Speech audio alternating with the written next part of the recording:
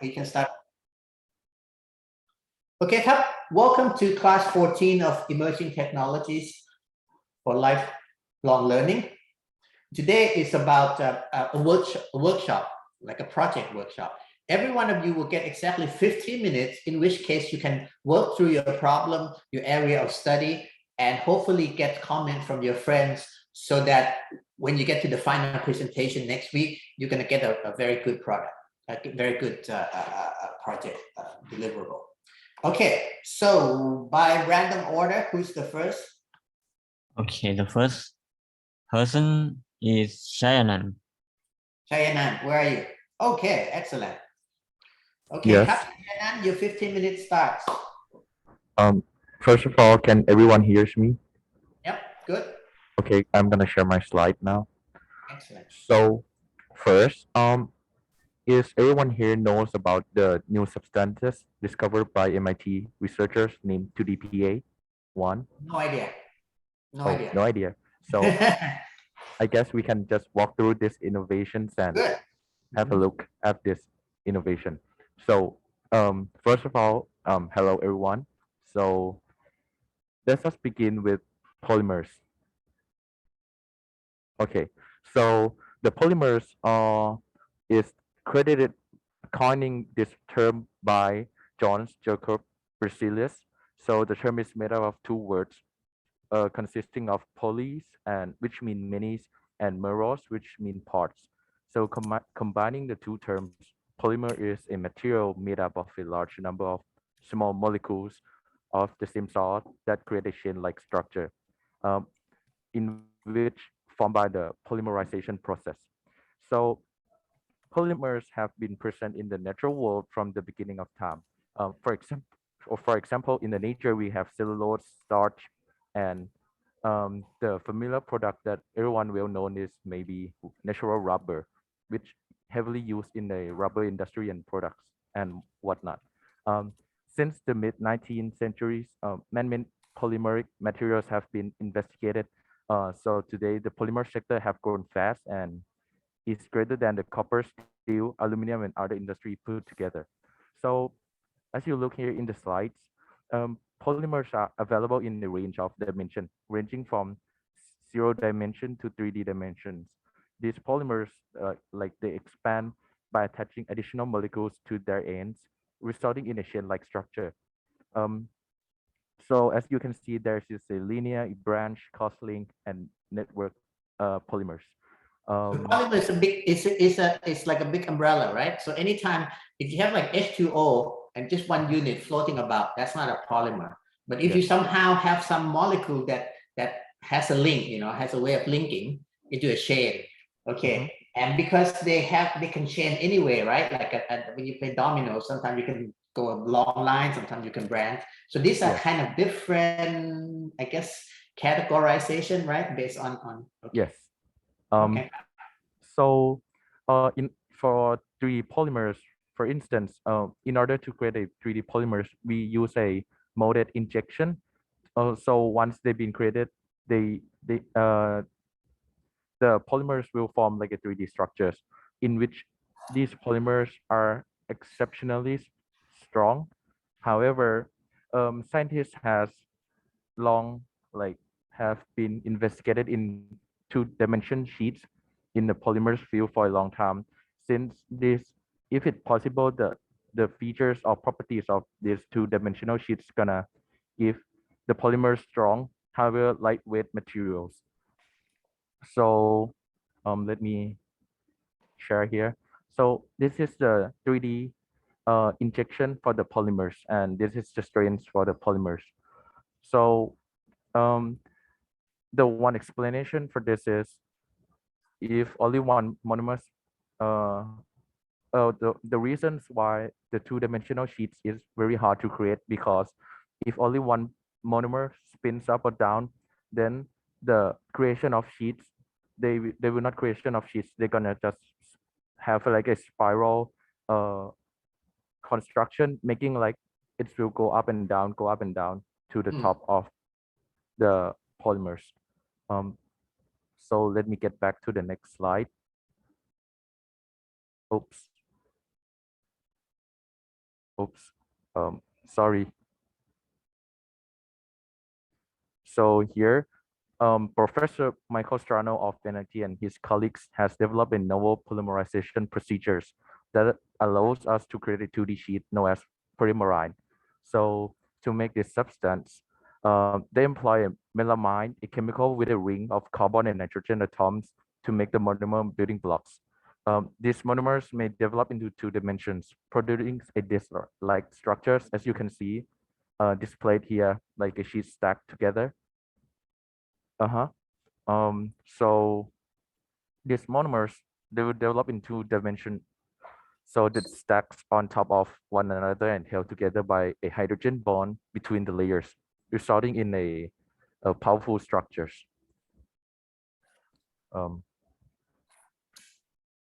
Okay. Can you break a little bit?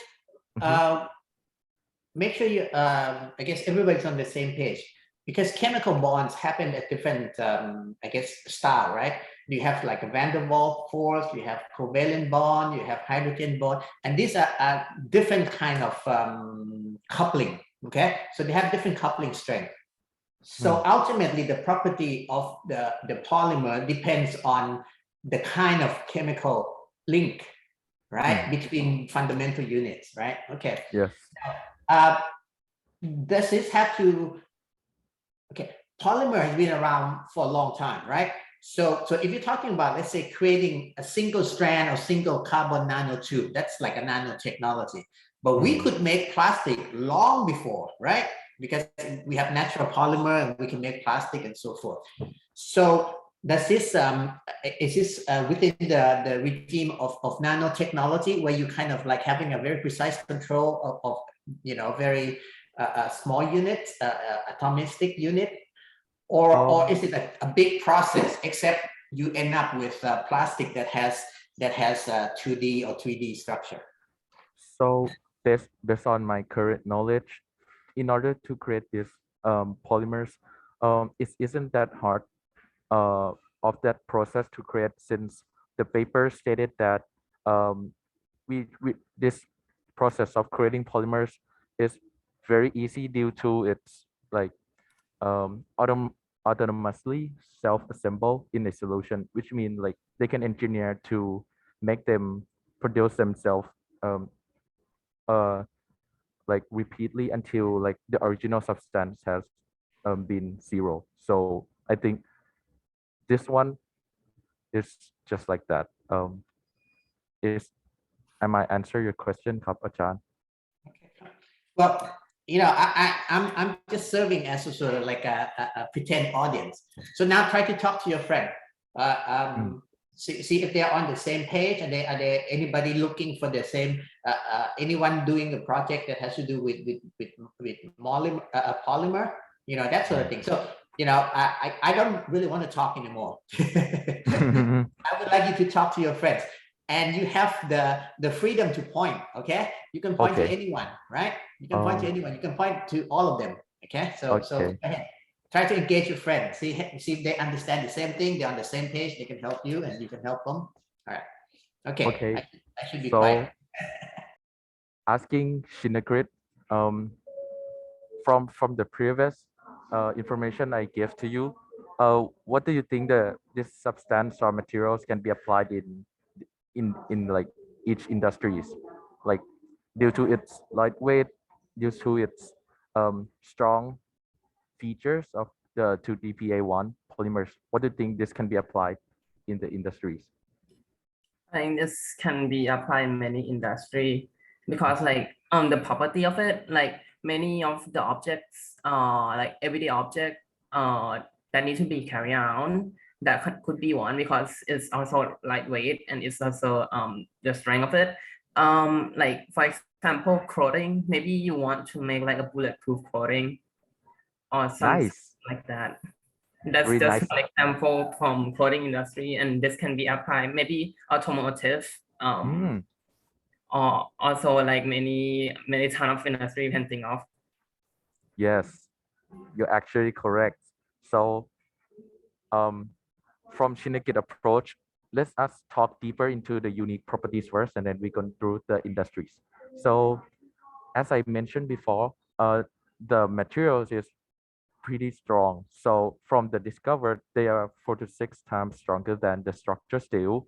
And also from the yield strength test, if anyone here doesn't know it before, it's like the force required to break the material.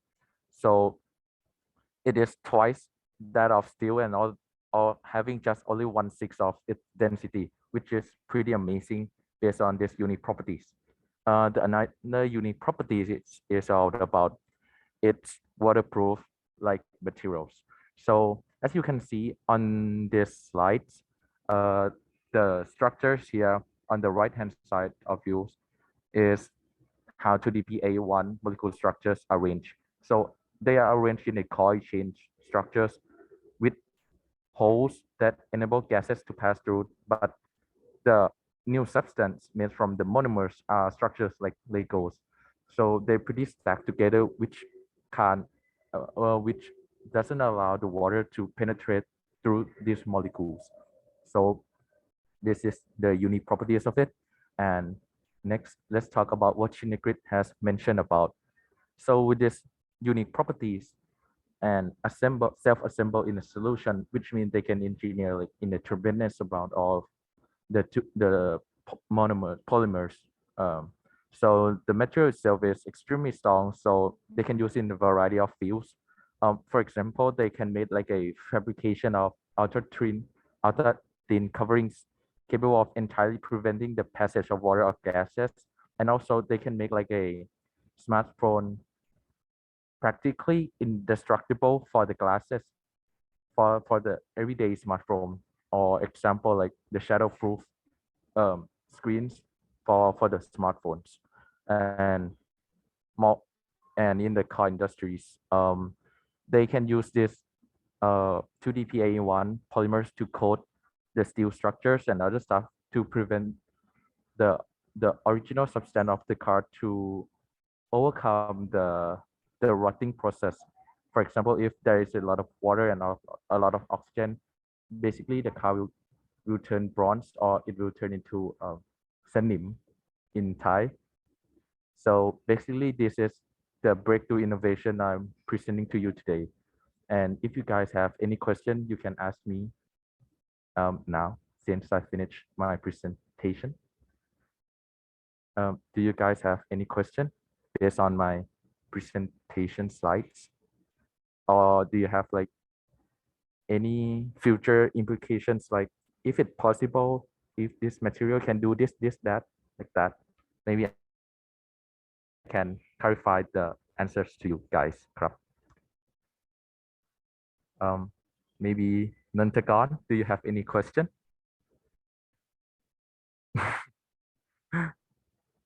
I'm not sure right now, but yeah. I want to know the price about it. I'm not sure, did you mention it already? Is it possible to do something in our life routine, such as mobile phone, or like something like my AirPods, that it can be very strong? So that is a very good question. So right now, for the price of the materials in the industrial usage, they haven't stated yet in the paper research, but for the industry adoption in the futures, I believe, and I truly believe that this 2DPA1 material is gonna disrupt the current smartphones and other sub industries. For example, they may use this material in an Apple products in the future. So I think, yeah, that is the future. Let me interject a little bit. Okay, I might, okay, don't want to go over your time to the next person. But for each of you, as you're doing this project, okay, you remember I mentioned that Basai produces 4 kinds of graduates, right? With respect to technologies, right? Maybe a majority would just be, an educated consumer, really understand what's happening in terms of innovation, right? So maybe I would say, 40%, right? A little bit less than that, maybe 30% would be somebody who actually leveraged the technology basically the social transformer. Okay, using the technology, the innovation to transform whatever you are passionate about or whatever is in your career. Maybe more selective, about 20% would be like entrepreneur, like innovation entrepreneur, meaning literally would be able to create a business case, an application, this is the fintech start kind of thing. If you talk about financial technology, biotech, and then the top 10% would be something like those of you who would go on, maybe get a master in molecular biology and be in the driving seat. So, Shayanan, you have to ask yourself, where are you with respect to this? Okay, not in general, and that's for the Basai program, but with respect to this 2DPA1, okay, I'm going into genetics, so this is kind of like I just want to be an educated consumer. So next time I know that people say, okay, this gorilla glass is no good because 2DPA technology is better, you will be able to understand it. Okay, or you actually want to get into it, you want to get into a polymer science as your master. Okay, keep that in mind and work around it. I probably have more comments. And who's the next person? The next person is Nontagon. Okay, you're up. Okay. Okay, give me a second.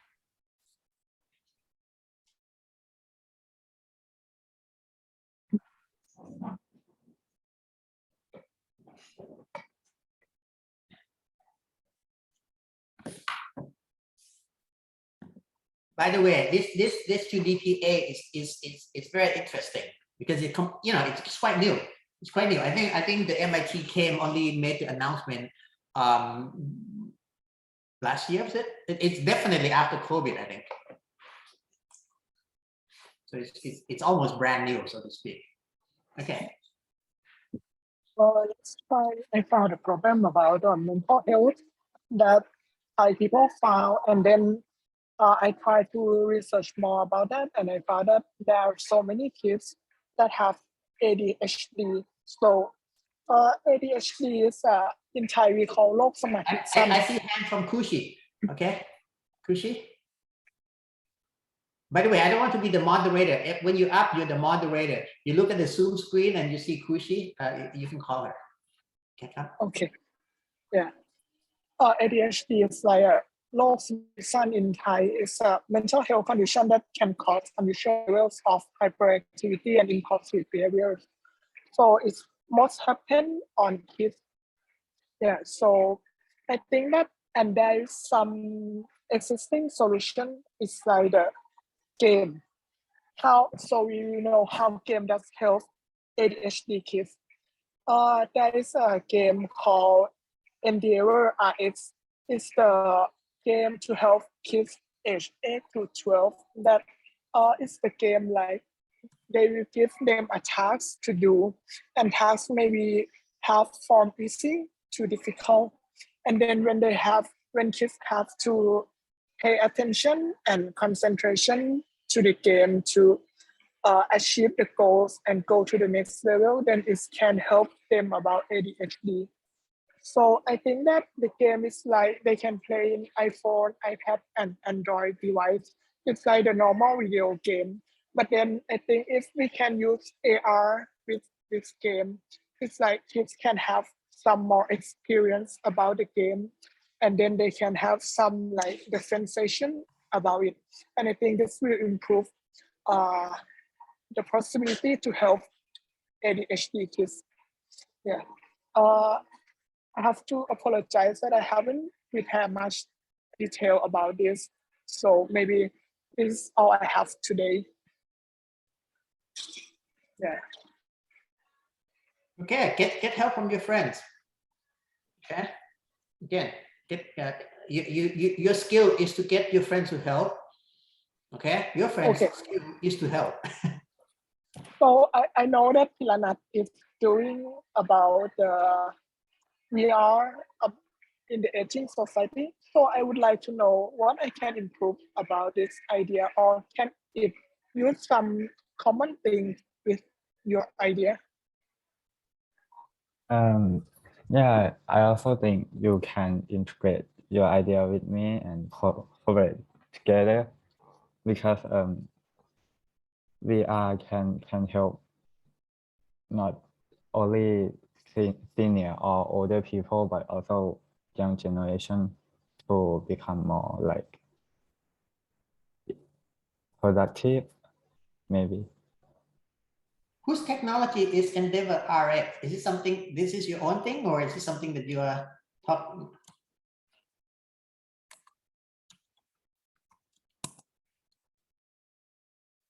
Sorry, can you repeat that? Endeavor RX. This is somebody's invention that you want to leverage on, or is this something of your own concoction? It's the existing solution in the real life. Yeah. It's from Okay. other. Yeah. But it's the normal video game that play on the smartphone. So I think it would be better if we can shift to the AR. Okay. So if Endeavor RX is let's say a product end, right? If I ask you, okay, is this in itself an emerging technology set, or is it built on technology set? You can think of it as a technology stack, right? The top level or the bottom level, however you look at it, the final level is a product, right? But ultimately, it's going to be based on a couple of technology that are integrated. But in your case, it may be the majority of this has to do with the VR tech, or that sort of thing. You have to dig into the emerging technology, And again, when you talk about emerging technology, you have remember from the mind map slides that I talk about in terms of, is it ready? Is it here? Emerging technology starter kit. Is it ready? Is it here? The technology, the technological solution, is it there? Are people motivated? Is it the right time for it? That sort of thing. All those questions have to be asked. So use the mind map as a template to go through. So every time I make a branch, you can make a note, right? And say, well, this thing, this VR, it's at this level. For example, this level meaning it's commonplace. For example, you can say that drone technology is now commonplace.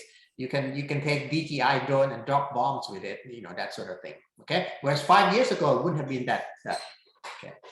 So good. So it's sort of like you would try to maybe license this and develop it further, or develop something similar to this, or what would your project do? What would you do with it? I think it would be quite similar, but when we shift to the AR, I think we can add a lot of features, and then we can add more sensation. It's like if it's the children who play right now, it's like they can only use their eyes and the finger and ears, like hearing, but then they cannot touch or feel the sense of things. So if we can shift to AI, it's not only improve the ADHD, but it's like they can improve the sensation and the development of children. Yeah. I think your project might benefit from a little bit of background scientific research. Okay, so you do have to, the whole thing, the premise is that if you can, let's say, reward attention through games, you would help mitigate the short attention span problem or ADHD syndrome, right? But at the same time, you're actually using the very medium that people say are contributing to AHDS. So you have to do to beef up your presentation, right, or your project. You have to do a little bit more of a scientific or background paper, right? So it could be that from reading some scientific paper, it said, playing video game and reduction or ADHD syndrome has nothing to do with each other, right? Maybe not. And if it does, you are actually trying to sort of like fight fire with fire, right? So kids play video games, they have reduced attention span. So let's give them video games that lengthen their attention span. Does that work? Is it scientifically sounded, right?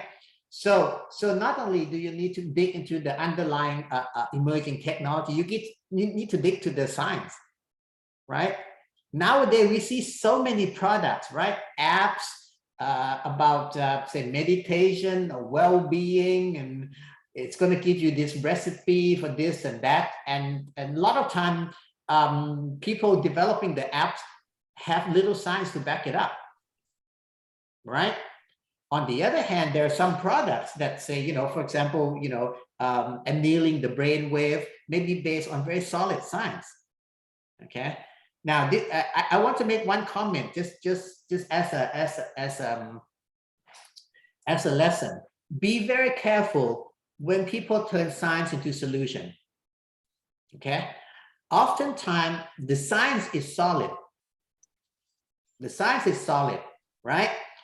But the leap from science to application is completely meaningless. For example, I'll give you an obvious example, but life is full of not obvious example. Everybody knows that you need iron, right? You need iron to you can be iron deficient, okay, and you can be unhealthy, okay. Now that is solid science. Okay, so in microbiology or physiology, you can study effect of iron deficiency. Okay, so that science is solid. Now, cut to the next scene. Somebody is telling you iron skillet, pan made of iron, and say, well, that's a solution for iron deficiency. So if you use an iron pan, that's gonna, you know, you see what I mean, right? Maybe it does. Maybe it doesn't, right? We get a lot of this in chemical or in this kind of health thing. Just because something is good doesn't mean you can actually eat it, right? So let's say some kind of amino acid or something, some mineral, some chemical is good. It doesn't mean that you can eat it and it's going to be there, right? You want it in your bloodstream, but if you eat it, you just maybe poop it out the next morning. It has not, you know. So the amount, the mechanism, right? And this goes back to last week. Last week, I don't know if you paid a lot of attention. The metabolomic. I don't know. Do I pronounce it right? You know, the metabolism mechanism. The way of getting chemical to metabolize and retain in your body, that's a big deal. Okay, that's a big deal. Okay, how you get from something you need into something that you can use. Okay, and again, you hear something very simple like, well, you don't. I think when you try to drink vitamin C, you're not supposed to drink it with milk or something like that because it disrupts the absorption. It's that sort of thing, okay? So the science may be good. Something is good for your body, you know. Lengthening attention span is good, okay? Then now, in practice, what if your lengthening span uses the very device that shortens the attention span? I don't know, okay? So basic science to applied science is a sequence of steps. And a lot of hacks, a lot of silly internet products is based on some very good thing that is not questioned by scientific community. And then you take this big jump. Okay? Again, the example was you need iron, you can have iron deficiency, and next thing you have people licking iron pan. That is not gonna work, right? So do a bit more on science, okay?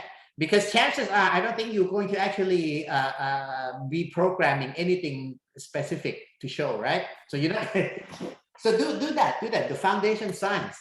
Because if I'm going to be, let's say I'm a venture capital, I have money to invest.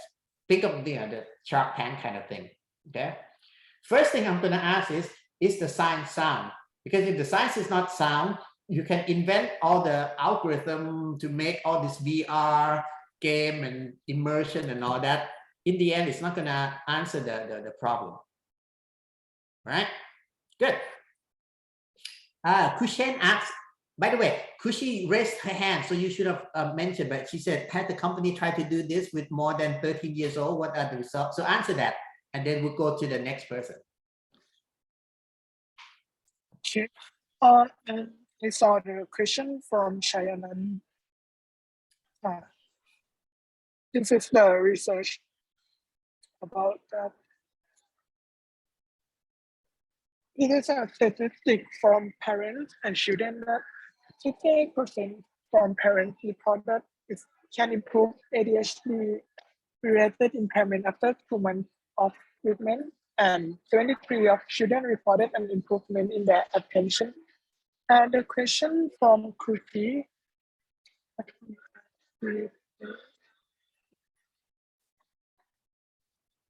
I'm not sure about that. I think I will research more about that, and then I will give you the answer next time.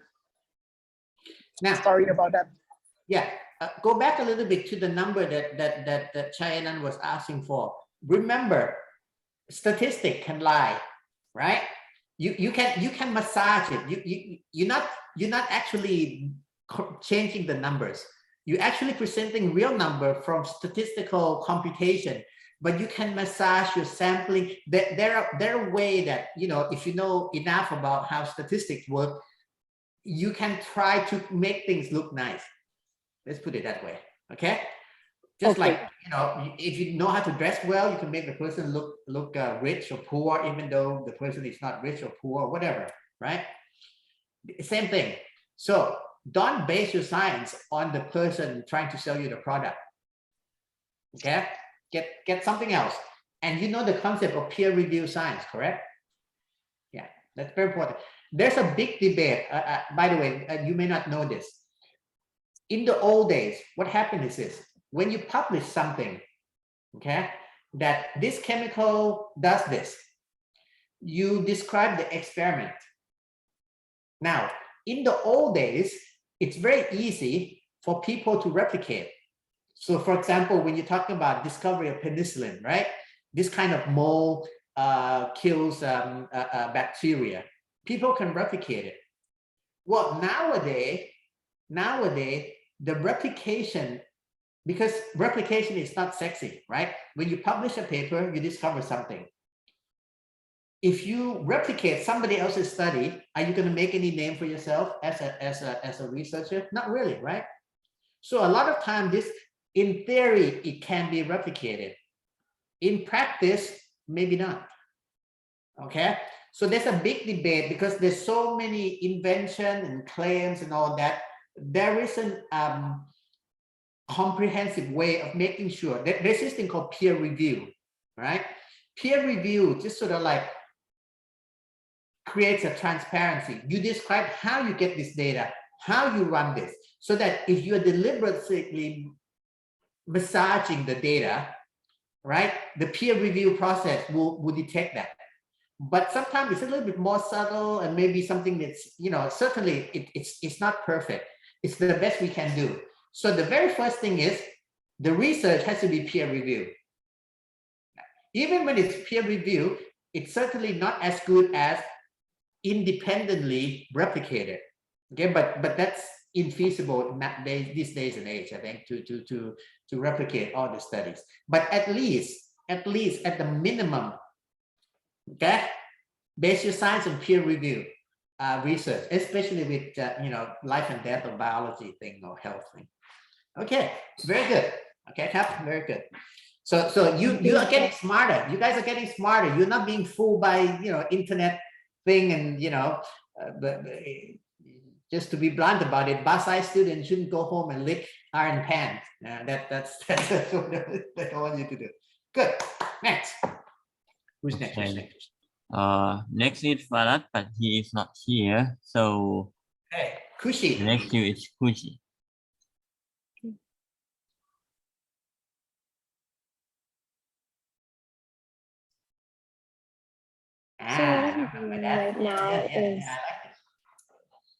So what I'm doing right now is doing something like this. Yeah. So like I'm gonna take like a section on the map and then measure its carbon volume by SAR. I'm using SAR because instead of capturing the optical photons, it's gonna capture the radar photons, which will be better because it can go through like the like if there are storm, it can still like photograph the carbon volume. That's why I'm using SAR. Now, let me just jump in real quick. Every one of you should have a mathematical license, right, to play with things. So Kushi, let me send, instead of in the chat group, let me put in the line group so that it's a little bit more maybe permanent for this class. Hold on. Emerging. Okay. So, okay. Now, if you go to this, okay. Again, sorry to interrupt, but I'm quite excited about this project. There's a lot of things that you can go through this. You take a picture, and based on certain spectrum or certain specification, for example, this picture that that you show, okay, I can use this, and through some very simple algorithm in Mathematica, actually calculate the green area. Okay, that sort of thing. You can do that, and all the better. Don't just read and report, play with it. Okay, so literally try to say, okay, in theory you can actually isolate that. It's very easy. Pixelated picture manipulation. It's very it's just basically there's an algorithm that goes through count a range of colors or whatever. So it's very easy. Now with Mathematica, it's a lot cooler than that because and I don't want you to do this because it's a little bit too far out. But literally, let's say you have this area, okay? Instead of just measuring the area of the green, you can literally create a sort of like a geometric representation of that topography, okay, that land. And then you can do all kind of mathematical simulation. If it's a 3D volume, you can actually simulate wind flow and all kind of stuff, right? So this is a sort of thing that is a lot more interesting. You can take a 3D scan, take a picture, right? With the elevation, create a 3D model, then you can simulate rainfall and wind and all kind of stuff. And people do this. People do this from satellite data, from whatever. Okay, so sorry to interrupt, but go back to you, okay? Okay. So right now I'm still like in between choosing where should I pick like the land, and I'm stuck on the equation. I don't really get how it works. Okay, so first thing first, you have this paper, send it to everyone. Okay. Okay, have a look. So again, this is how you ask people to help, right? So maybe they can't respond to you today, but maybe tomorrow, maybe I can, and whatever, right? So let's see. Everybody should be clicking. Okay, so I'm viewing this journal, and I'm watching along with you guys. Okay, where are you stuck? 2.1. Two-dimensional displace decomposition, synthetic aperture radar obtained from a single, how is feasible convinced to combine observation to consider this Cartesian coordinate system where x is y is a point north and z, okay? The scattered earth of the sun, okay, where are the components of the east, south, northwest direction, okay, unit vector, change in data for two distinction. Okay. Right. There's a lot of, let me ask you a question. Have you done linear algebra? Yes. Yeah. Okay. A lot of image data processing is multiplying matrices. Okay. Even things like in a computer graphic, like ray tracing, this guy is over here, the light shines over here, where is it going to go over there? You're looking at it from this view, you look at it from that view, you look projection, alternative projection. This is also matrix multiplication, okay? 3 dimensions, 3-dimensional matrix. So these are the sort of like transformation. So the U probably represents some kind of information that would you know, I don't know, maybe reflecting of sunlight or whatever. Okay, so these are all kinds of stuff, and most of the time it comes down to a bunch of matrix multiplication. Okay, so you may not have to worry about it much. And again, much of this is already implemented at a very high level. So perhaps if you read through this, okay, even if you understand the math, right, to do this yourself requires your programming skill, right? So that's dangerous right there, because you don't want to compete with professional software engineer, correct?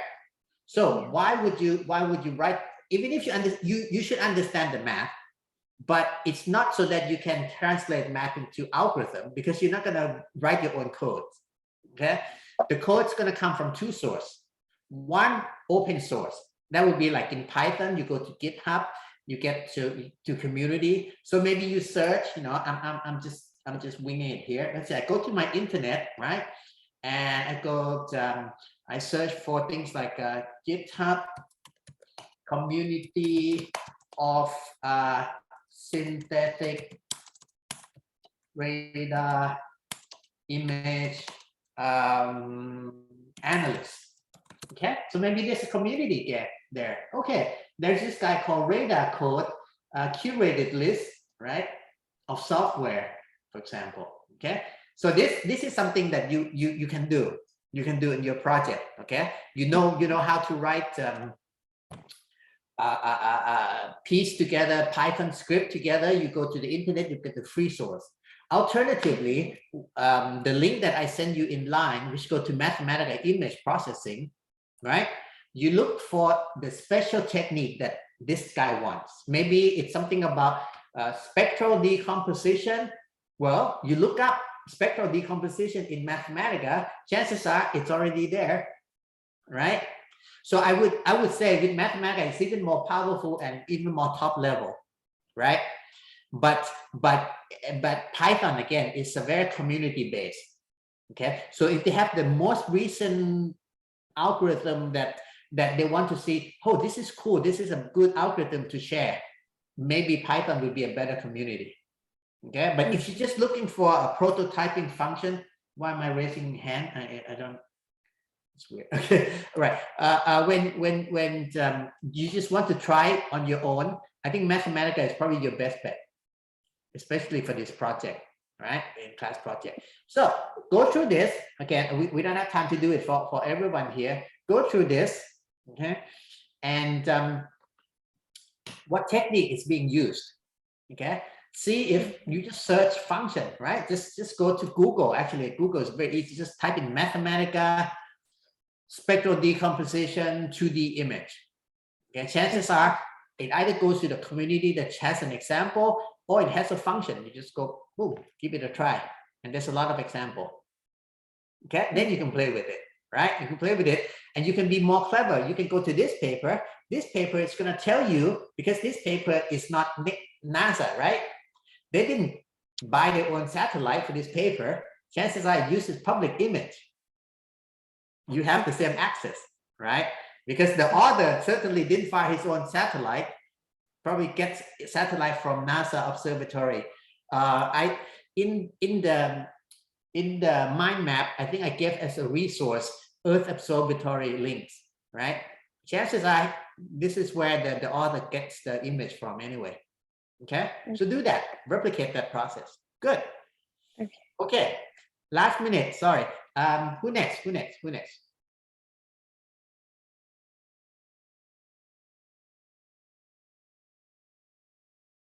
Pinat Cup, where are you?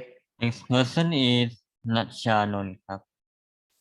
Where are you? Natchanon. There you go. Okay, you're up.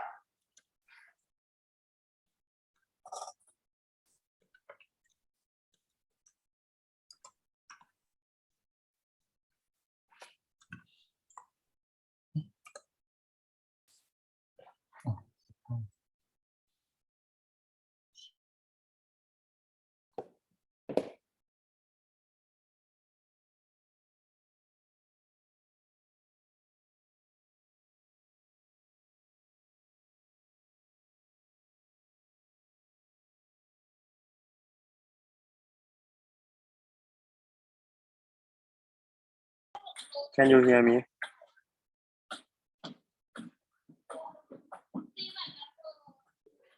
Sorry for some disturbing noise.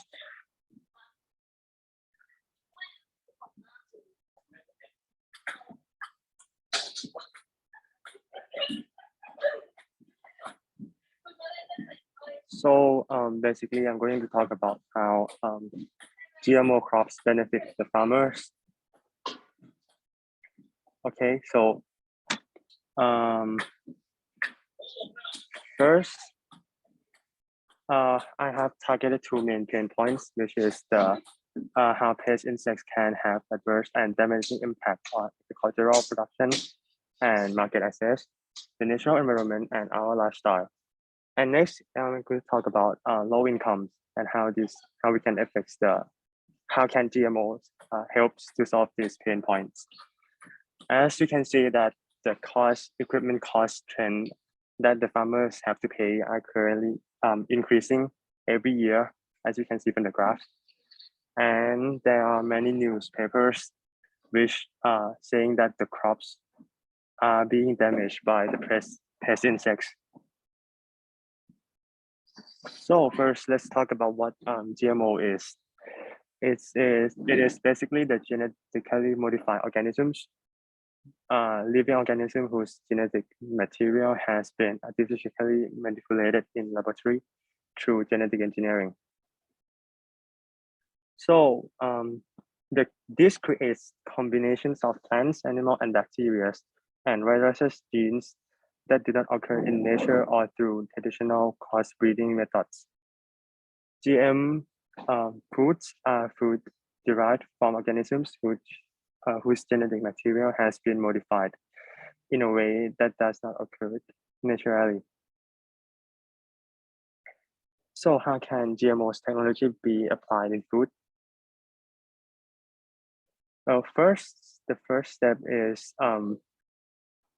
identifying the genetic information or gene that gives an organism, an animal or microorganism a desired traits.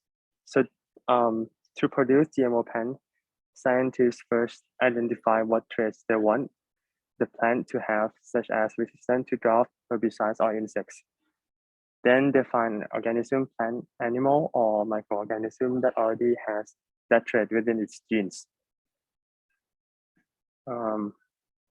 Next is the process of copying that information from the organism that has the trait. After scientists find the gene with the desired trait, they copy that gene. And the next step is inserting that information into the DNA of another organism. Scientists use tools to insert the gene into the DNA of the plant by inserting the Bt genes into DNA, such as the corn plant. Scientists gave it the insect resistant trait. And the new trait does not change the other existing traits. And the last step is growing the new organism. In laboratory, scientists grow the new corn plant to ensure that it has adopted the desired trait.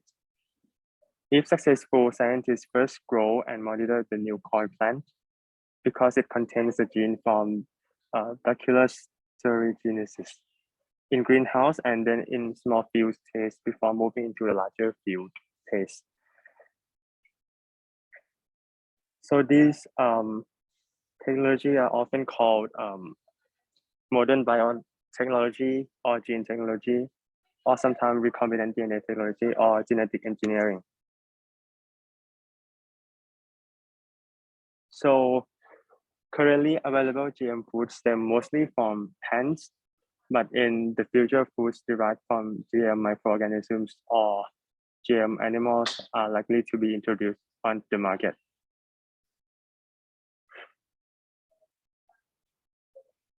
So next is what are the pros and cons of genetic modifying organisms have towards mankind and environment.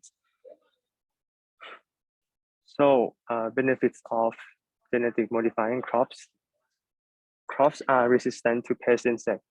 GMOs have fewer pesticides many GMO crops have been altered to be less vulnerable to insects and other pests. For example, BT corn is a GMO crop that has a gene added from Bacillus thuringiensis, a naturally occurring soil bacteria. And this gene causes the corn to produce a protein that kills many pests and insects, helping to protect corn from damaging from the pest insects. And this one solves the first pain point, the other pain point I've mentioned earlier. So it is going to be more cost efficient. GMO crops are bred to grow efficiently. This means that the farmers can produce the same amount of food using less land, less water, and fewer pesticides. Because they can save resources, food producers can charge lower price for GMO food. And these are some additional information that benefits the mankind. So the GM crops are going to have rich in nutrients. The nutrients are going to be higher compared to the ordinary traditional crops. And these are some drawbacks of genetically modifying crops. Some of them have allergy problems because GMOs may cause, because GMO foods contain DNA from other organisms, it is possible that the new DNA can trigger allergies in people who wouldn't normally be allergic to the food. That's basically about it. Thank you. Okay, Kap, get your friends with help. Okay. I'm going to ask P. Ranat.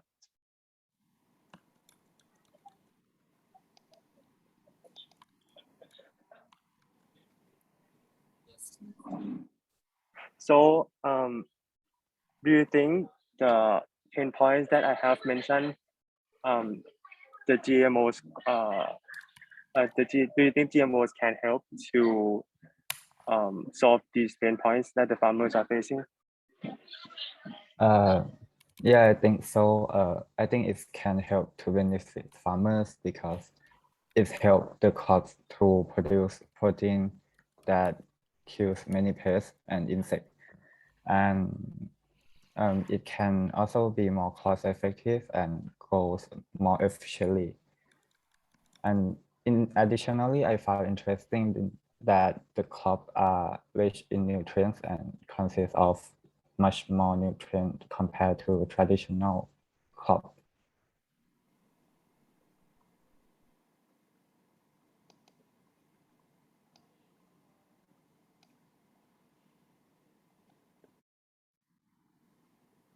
Okay.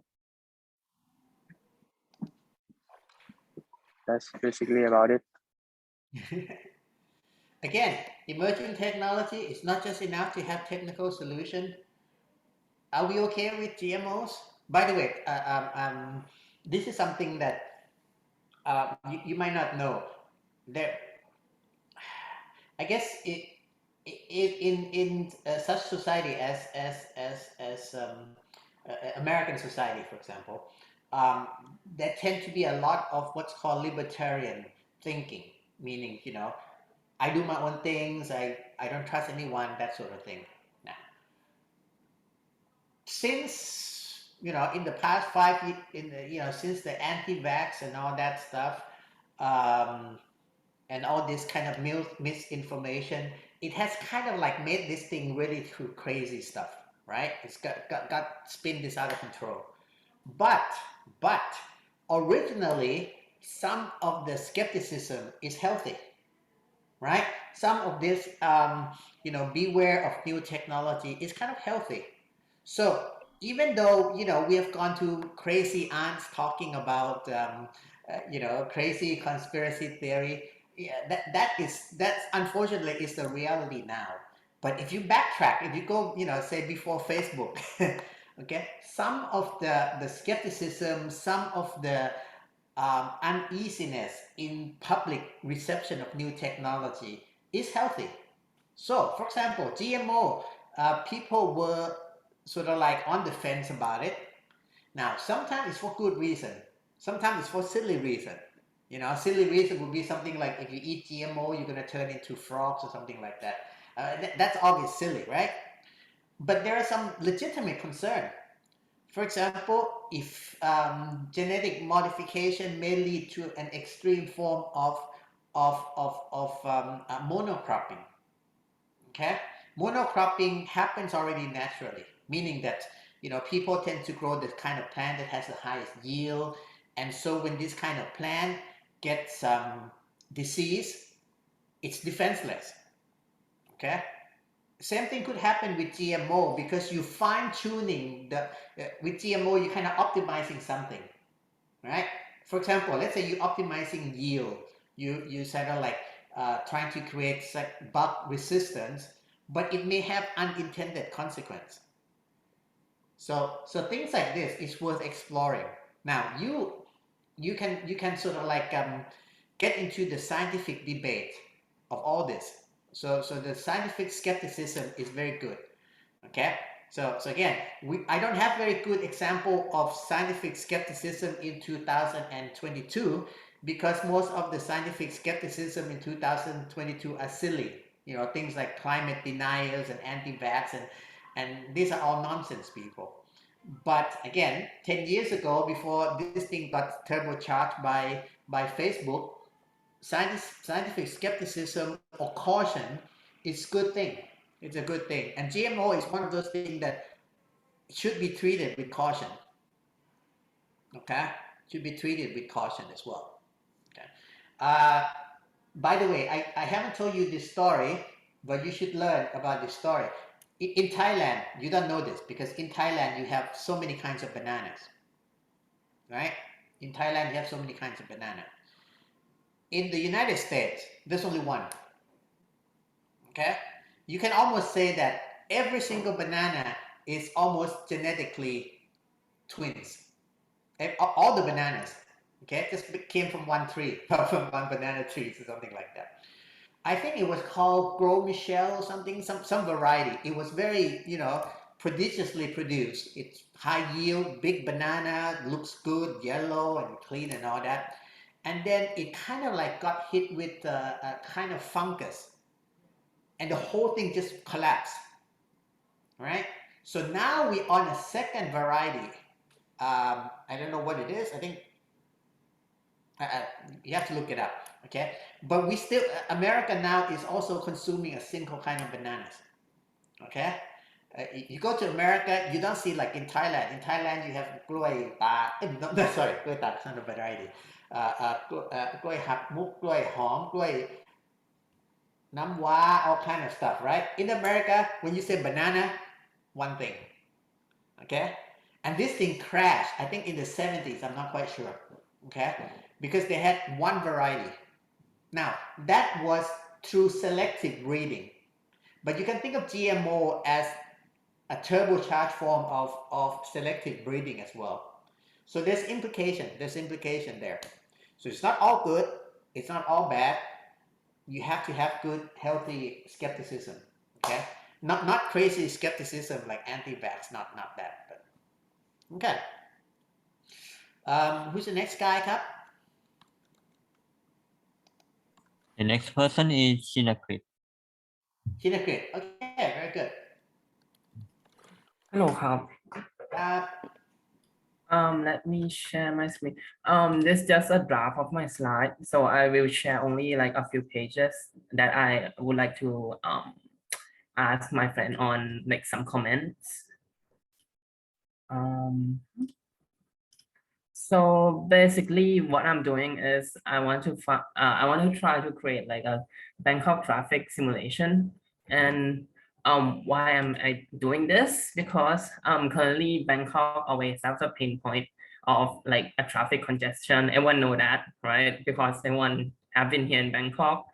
Yeah, the problem is actually from like there's only two way to control traffic right now is human control and user timer. That's all we have right now. And it can be easily solved. Like there's many case study around the world that AI traffic cam can help with connection of IoT.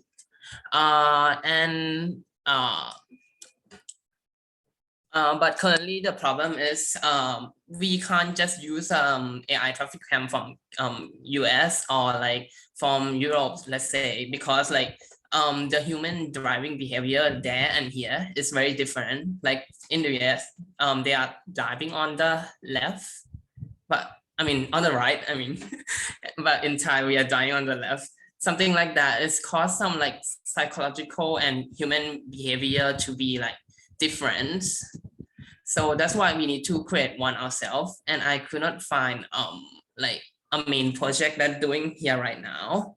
So yeah, so I want to try it, or at least just for my fun.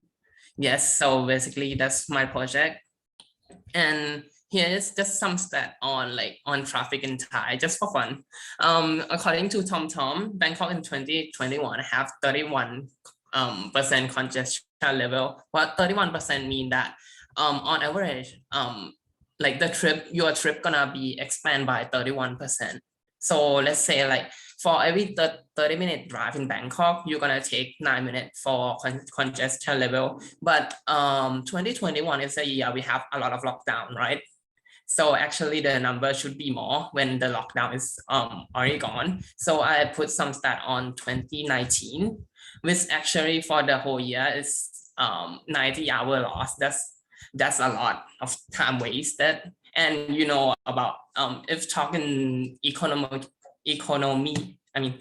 view, 90 hours, that's a lot of money that's lost. Yes, and here's just from there, I just crop it. There's like a congestion level right now. So if we look on the dotted line is 2019, a year before COVID. We can see that it's a lot more right now because currently people still haven't reached we still have like some people who scared to get out. So when compared with 2021, which is last year, the year of lockdown, that's we start to coming out, but still not not as it used to be before COVID. This looks good. Can you share the source of this data? Yes, it's actually from TomTom. It's like a traffic like congestion like measurer who doing like a yearly report. I think Ajahn is gone. Hello, Ajahn.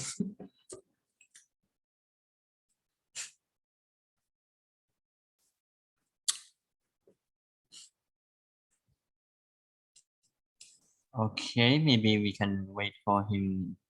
Yes. A little bit.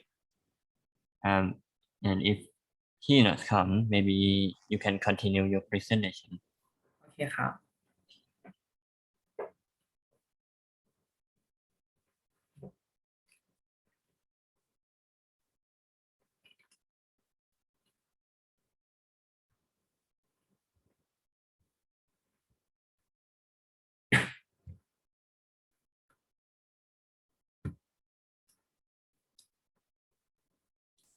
Okay.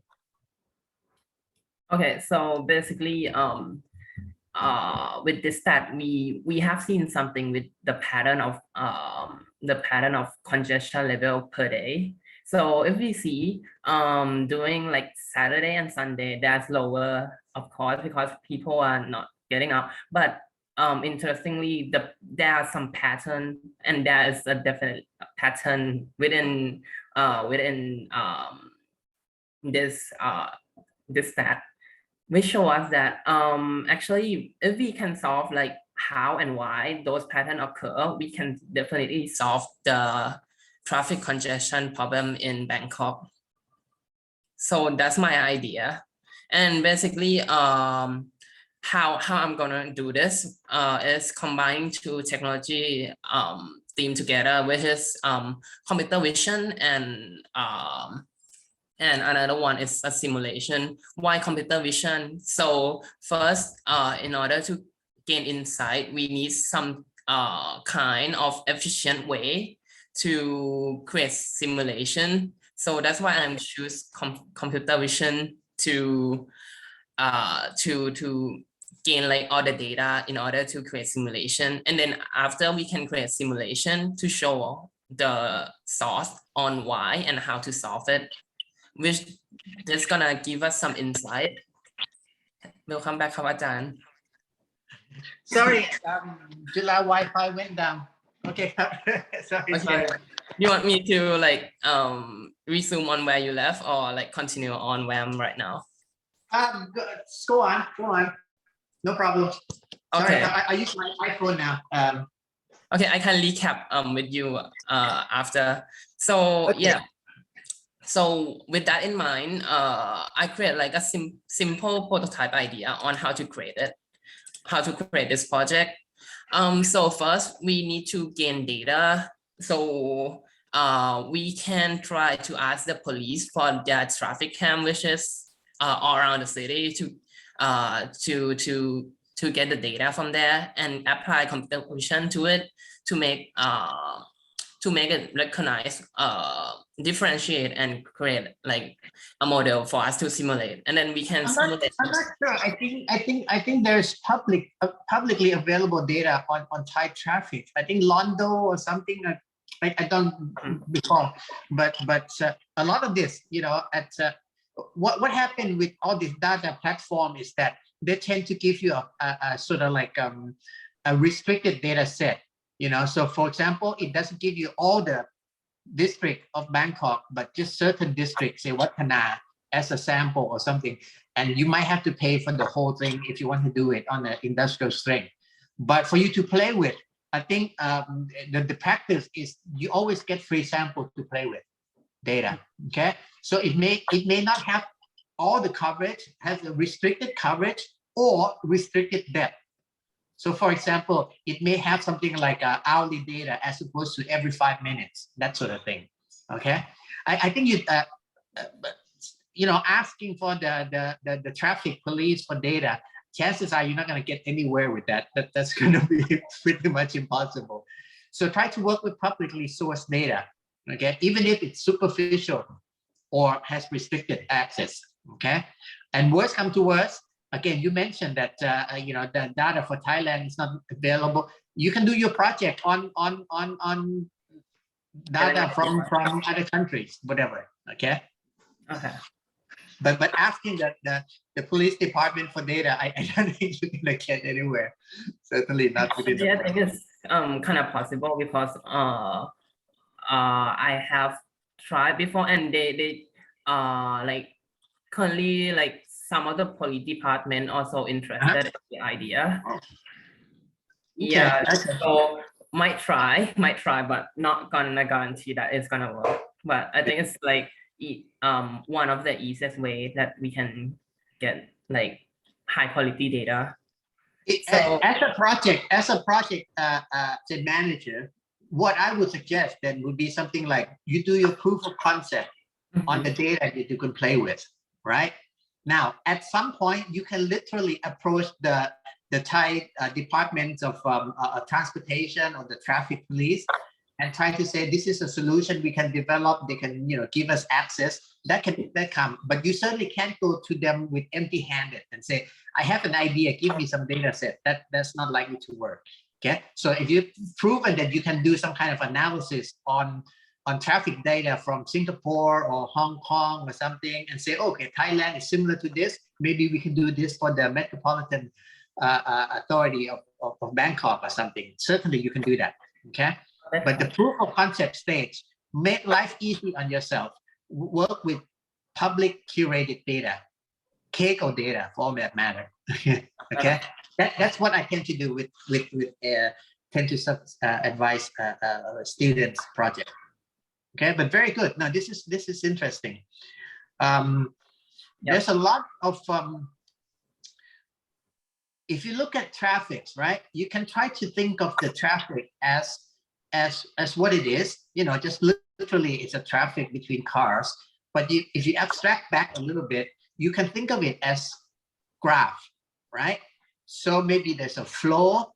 Okay, so this is where the flow of cars through Bangkok is mathematically similar to flow of red blood cell through your vessels, right? So when you go to this level of abstraction, why would you do that?